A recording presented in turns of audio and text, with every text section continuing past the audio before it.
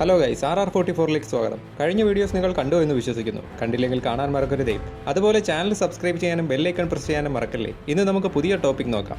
Racing ഇതിഹാസം Fernando Alonso, world endurance racing champion, 2 തവണ ലീമാൻസ് 24 winner, 2 തവണ ഫോർമുല 1 ലോക ചാമ്പ്യൻ, അങ്ങനെ ഒട്ടനവധി നേട്ടങ്ങൾ. ഇന്ന് നമുക്ക് അദ്ദേഹത്തെ പറ്റി നോക്കാം guys. Fernando Alonso Diaz Formula 1 ചാമ്പ്യൻഷിപ്പും വേൾഡ് എൻഡ്യൂറൻസ് ചാമ്പ്യൻഷിപ്പും വിജയിച്ച ഏക racing driver. 1981 July 29 Oviedo, Asturias, northern സ്പെയിനിൽ ജനനം. പിതാവ് ജോസ് ലൂയിസ് അലോൺസോയും മാതാവ് അന ഡിയാസും. അലോൺസോയുടെ പിതാവ് മൈൻഷാഫ്റ്റ് എക്സ്പ്ലോസീവ് എക്സ്പേർട്ടാണ്. അതുപോലെ മാതാവ് ഡിപ്പാർട്ട്മെൻറ്റ് സ്റ്റോർ എംപ്ലോയി ആയിരുന്നു.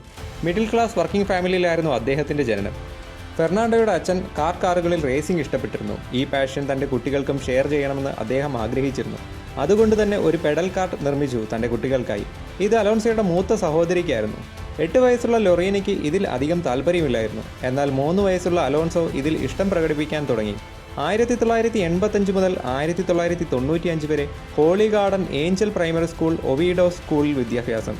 അതുപോലെ തന്നെ Leopoldo Alas Clarin of San ലസാറോയിൽ ഉപരിപഠനം. എന്നാൽ യൂണിവേഴ്സിറ്റി ഓറിയന്റേഷൻ കോഴ്സിന് തടസ്സം നേരിട്ടു അദ്ദേഹത്തിൻ്റെ റേസിംഗ് കരിയർ കാരണം. അദ്ദേഹം നല്ലൊരു വിദ്യാർത്ഥി കൂടിയായിരുന്നു. വിദ്യാർത്ഥിയായിരിക്കെ അലോൺസോയ്ക്ക് RC Celta de Vigo football ക്ലബ്ബിലേക്ക് ഗോൾ കീപ്പറായി ഓഫർ ലഭിച്ചിരുന്നു. എന്നാൽ അച്ഛൻ ആ ഓഫർ നിരസിച്ചു. ഫെർണാണ്ടോയ്ക്ക് റേസിംഗിലാണ് താല്പര്യമെന്ന് അദ്ദേഹത്തിന് മനസ്സിലായിരുന്നു. കാർ റേസുകളിൽ മത്സരിക്കാനുള്ള പണം കണ്ടെത്താൻ ഫെർണാണ്ടോയുടെ കുടുംബത്തിന് ബുദ്ധിമുട്ടുണ്ടായിരുന്നു.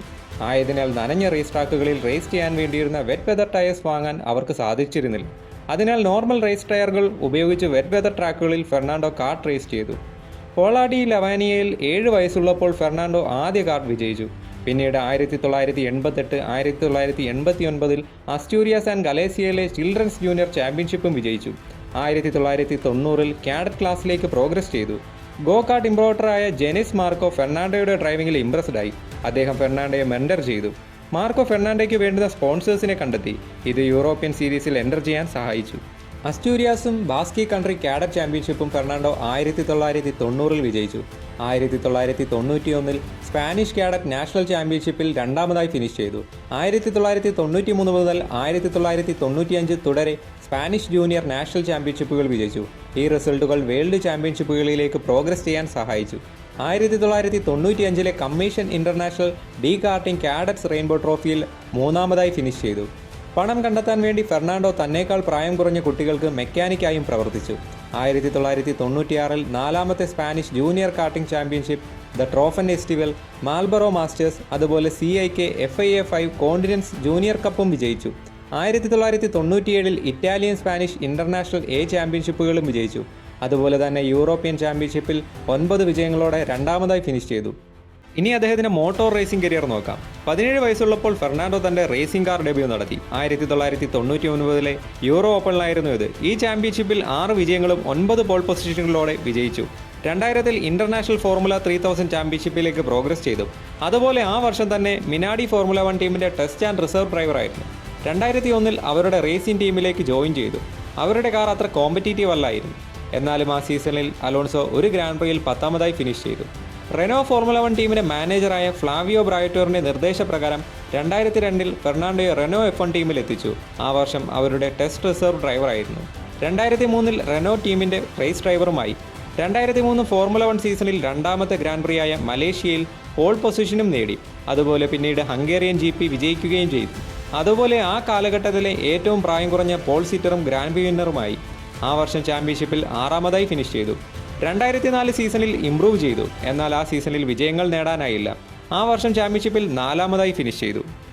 2005 സീസണിൽ മക്ലാരൻ്റെ കിമി രായ്ക്കണനായി ചാമ്പ്യൻഷിപ്പ് പോരാട്ടമായിരുന്നു. ആ സീസണിൽ 7 റേസ് വിജയങ്ങളും 6 പോൾ പൊസിഷനുകളും 14 പോഡിയമുകളും നേടി ചാമ്പ്യൻഷിപ്പ് നേടി. അതോടെ ആ സമയത്ത് ഏറ്റവും പ്രായം കുറഞ്ഞ ചാമ്പ്യനായി. 2006 സീസണിൽ വിജയങ്ങൾ ആവർത്തിച്ചു. ആ സീസണിൽ ഫെറാറിയുടെ മൈക്കിൾ ഷൂമാക്കറായിട്ടായിരുന്നു ചാമ്പ്യൻഷിപ്പ് പോരാട്ടം. ആ സീസണിലെ ആദ്യ 9 റേസുകളിൽ 6 എണ്ണവും വിജയിച്ചു. എന്നാൽ പിന്നീട് അവസാന റേസുകളായ ജാപ്പനീസ് GPക്ക് മുമ്പ് ഫെർണാണ്ടോയ്ക്കും മൈക്കിൾ ഷൂമാക്കറിനും ഒരേ പോയിന്റുകളായിരുന്നു. ആ റേസിൽ ഷൂമാക്കറിൻ്റെ എഞ്ചിൻ പ്രശ്നങ്ങൾ കാരണം റിട്ടയർ ചെയ്തു. അലോൺസോ ആ റേസ് വിജയിച്ചു. ആ സീസണിലെ അവസാന റേസായ ബ്രസീലിൽ 2ാമതായി ഫിനിഷ് ചെയ്തു. ആ കാലഘട്ടത്തിലെ ഏറ്റവും പ്രായം കുറഞ്ഞ ഇരട്ട ചാമ്പ്യനായി. പിന്നീട് 2007 സീസണിൽ മക്ലാരനിൽ ജോയിൻ ചെയ്തു. ആ വർഷം 4 വിജയങ്ങൾ നേടി. ഫെറാറിയുടെ കിമി രായ്ക്കണൻ, മക്ലാരൻ ടീംമേറ്റായ ലൂയിസ് ഹാമിൽട്ടൺ എന്നിവരായിട്ടായിരുന്നു ചാമ്പ്യൻഷിപ്പ് പോരാട്ടം. മക്ലാരൻ ടീമുമായി ആ വർഷം പ്രശ്നങ്ങളുണ്ടായി. ആ വർഷം ചാമ്പ്യൻഷിപ്പ് നഷ്ടമായി. പിന്നീട് മക്ലാരൻ ടീമിൽ നിന്ന് പിന്മാറി വീണ്ടും റെനോ ടീമിൽ ജോയിൻ ചെയ്തു. 2008-2009 സീസണുകൾ റെനോ കാർ അൺകോമ്പറ്റീറ്റീവ് ആയിരുന്നു. പിന്നീട് 2010 മുതൽ 2014 വരെ ഫെറാറി ടീമിന് വേണ്ടി റേസ് ചെയ്തു. എന്നാൽ 2010 മുതൽ റെഡ് ബുൾ ടീം ഡോമിനേറ്റ് ചെയ്യുകയായിരുന്നു. 2010, 2012, 2013 സീസണുകൾ ചാമ്പ്യൻഷിപ്പിൽ 2ാം സ്ഥാനം നേടി. 2014 സീസൺ ഫെറാറിക്ക് മോശമായിരുന്നു. പിന്നീട് മക്ലാരൻ ടീമിന് വേണ്ടി സൈൻ ചെയ്തു 2015 മുതൽ 2017 വരെ. എന്നാൽ 2018 വരെ മക്ലാരൻ ടീമിന് വേണ്ടി റേസ് ചെയ്തു. ഹോണ്ട എഞ്ചിൻ പവറിലും റിലയബിലിറ്റിയിലും കോമ്പറ്റീറ്റീവ് അല്ലായിരുന്നു. ആയതിനാൽ ആ വർഷങ്ങളിൽ റേസ് വിജയങ്ങൾ നേടാനായില്ല. 2019-2020 സീസണുകളിൽ ഫോർമുല 1-ൽ നിന്ന് വിട്ടുനിന്നു. പിന്നീട് 2021-22 സീസണിൽ ആൽപീൻ ടീമിൻ്റെ ഭാഗമായി. 2023 സീസൺ മുതൽ ആസ്റ്റൺ മാർട്ടിൻ ഫോർമുല 1 ടീമിൻ്റെ ഭാഗമാണ്. 2023 സീസണിൽ ചാമ്പ്യൻഷിപ്പിൽ 4ാമതായി ഫിനിഷ് ചെയ്തു. 2026 സീസണിൽ റെഗുലേഷൻ ചേഞ്ചസ് വരുന്നുണ്ട്. കൂടാതെ ഇതിഹാസ കാർ ഡിസൈനറായ എഡ്രിയാൻ ന്യൂയെ ഡിസൈൻ ചെയ്യുന്ന കാർ കൊണ്ട് റേസ് ചെയ്യാനാകും. 421 ഗ്രാൻഡ് പ്രീകൾ അദ്ദേഹം റേസ് ചെയ്തിട്ടുണ്ട്. ഇത് റെക്കോർഡാണ്. 2001-ൽ തുടങ്ങിയ ഫോർമുല 1 കരിയർ 2002, 2019, 2020 സീസണുകളിൽ ബ്രേക്കും ഉണ്ടായിരുന്നു. ഇതുവരെ മൊത്തം 22 സീസണുകൾ. ഫോർമുല 1-ലെ ഏറ്റവും അധികം റേസുകളിൽ മത്സരിച്ച റേസ് ഡ്രൈവറാണ് ഫെർണാണ്ടോ. 44ാമത്തെ വയസ്സിലും അദ്ദേഹം വളരെ കോമ്പറ്റീറ്റീവാണ്. അദ്ദേഹത്തെ ഈ പ്രായത്തിലും ഏറ്റവും പ്രായം കുറഞ്ഞ റുക്കി ഡ്രൈവർ എന്നാണ് വിശേഷിപ്പിക്കുന്നത്. 1999-ലെ 24 Hours ഓഫ് ബാഴ്സലോണയിലെ എൻഡുറൻസ് റേസിംഗിൽ 3ാമതായി ഫിനിഷ് ചെയ്തു. അതുപോലെ 2018, 2019 കാലഘട്ടങ്ങളിൽ ലീമാൻസിലും മത്സരിച്ചു. അതിൽ 1ാമതായി.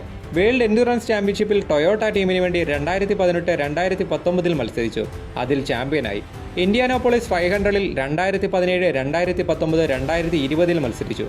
2001-ൽ റേസ് ഓഫ് ചാമ്പ്യൻസ് നേഷൻസ് കപ്പും വിജയിച്ചു. ഒരു ഡ്രൈവർ മാനേജ്മെന്റ് ഫേം അദ്ദേഹം നടത്തുന്നുണ്ട്.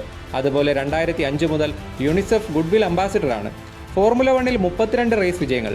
400-ലധികം റേസുകളിൽ മത്സരിച്ച ഏക racing driver. Federation international automobile അഥവാ FIA ഹാൾ ഓഫ് ഫെയിമിൽ 2 തവണ ഇൻഡക്ട് ചെയ്ത ഏക റേസിംഗ് ഡ്രൈവർ. ഫെർണാണ്ടോയ്ക്ക് gold medal of the royal order of the sports merit നൽകിയിരുന്നു. അങ്ങനെ ഒട്ടനവധി നേട്ടങ്ങൾ. റേസിംഗ് ഇതിഹാസം ഫെർണാണ്ടോ അലോൺസോയെ പറ്റിയുള്ള വീഡിയോ ഇവിടെ അവസാനിക്കുന്നു. ബെൽ ഐക്കൺ പ്രസ് ചെയ്യാൻ മറക്കല്ലേ ഗൈസ്. അപ്പോൾ ഗൈസ്, ഈ വീഡിയോ നിങ്ങൾക്ക് ഇഷ്ടമായി എന്ന് വിശ്വസിക്കുന്നു. നിങ്ങളുടെ സജഷൻസ് ദയവായി കമൻറ്റ് ചെയ്യണം. ലൈക്ക് ചെയ്യാനും ഷെയർ ചെയ്യാനും സബ്സ്ക്രൈബ് ചെയ്യാനും മറക്കല്ലേ. പുതിയ ടോപ്പിക്കുമായി വീണ്ടും കാണാം ഗൈസ്.